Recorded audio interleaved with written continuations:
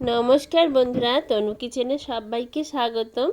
আজ আমি এক বাটি সুজি দিয়ে এত সুন্দর পারফেক্ট কালোজাম মিষ্টি বানিয়ে দেখাবো, যেটা আপনারা দেখার পরে অতি সহজেই বানাতে পারবেন। প্রথমে সুজিটাকে আমি কড়াইতে শুকনো কাঠখোলার মধ্যে দিয়ে 1 মিনিট থেকে 1.5 মিনিটের মতন ভেজে নিলাম। তারপর গরুর দুধ নিয়েছি, গরুর দুধে একটু ঘি দিলাম, দিয়ে আমি 1 বাটি সুজির জন্য 2 বাটি দুধ দেব। 2 বাটি দুধ দিয়ে ভালো করে সুজিটাকে দুধের সঙ্গে মিশিয়ে নিতে হবে, যেন না দলা পেকে যায়। প্রয়োজন পড়লে আরেকটু দিয়ে দেবেন। আমি 2.5 বাটির মতন দুধ দিয়েছি। একটু সামান্য লবণ দিলাম, দিয়ে নাড়াচাড়া করলাম। এবার আমি এলাচ দিলাম, একটু ঘি আর একটু দিয়ে দিলাম, দিয়ে ভালো করে সুজির সাথে মিশিয়ে নিয়ে একটা সুন্দর শক্ত থাসা তৈরি করে নিতে হবে।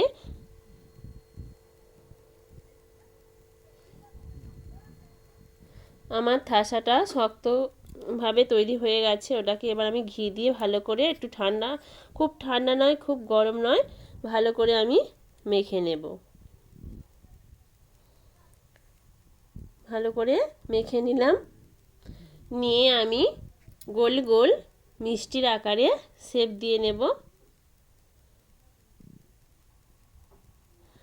ছোট ছোট মিষ্টির আকারে শেপ দিয়ে আমি ভেজে নেব।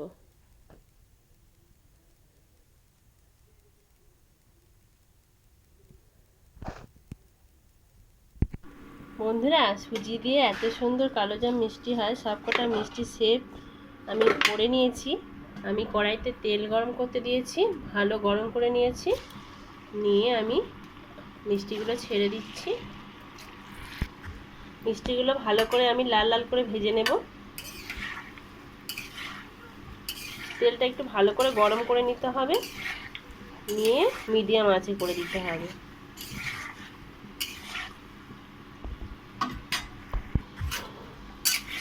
অনবরত নেড়ে নেড়ে লাল লাল করে ভেজে নিতে হবে। আর এই মিষ্টিটা যে এতটা সুন্দর হয়, বাড়িতে মাত্র 10 টাকা সুজি দিয়ে বানাবেন, খুব সুন্দর। দেখুন একটুও ভাঙেনি, কেমন গোলভাবে ফুলছে।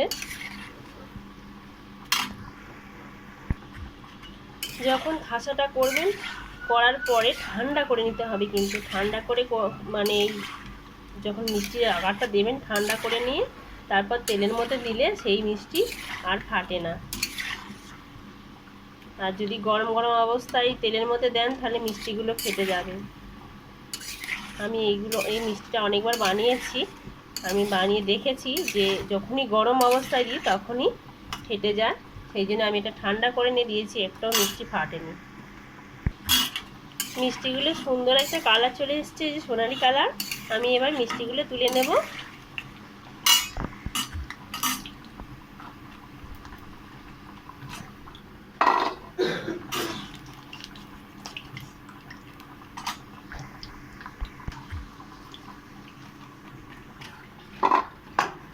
আমি আবারও এই তেলের মধ্যে যে কটা বাকি ছিল সব কটা দিয়ে দেব, দিয়ে আমি জাল দিয়ে নিচ্ছি।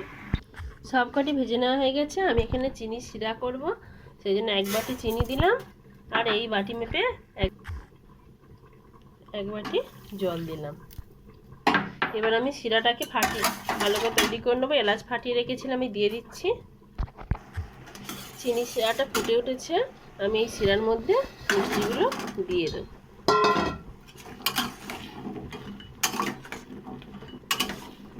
দিয়ে গ্যাসটা লিভিয়ে দিলাম সঙ্গে সঙ্গে, আর ফোটানোর দরকার নেই। 10 মিনিট রেস্ট দেওয়ার পরে দেখা যাবে আমার কালোজাম মিষ্টি একেবারে রেডি হয়ে গেছে। 10 মিনিট পরে ফিরে আসছি। দেখুন বন্ধুরা, আমার 10 মিনিট পরে ফিরে এসেছি। কতটা সুন্দর হয়েছে মিষ্টিগুলো। আমি মিষ্টিগুলো তুলে নিয়ে দেখাচ্ছি আপনাদেরকে। দেখুন এতগুলো হয়েছে।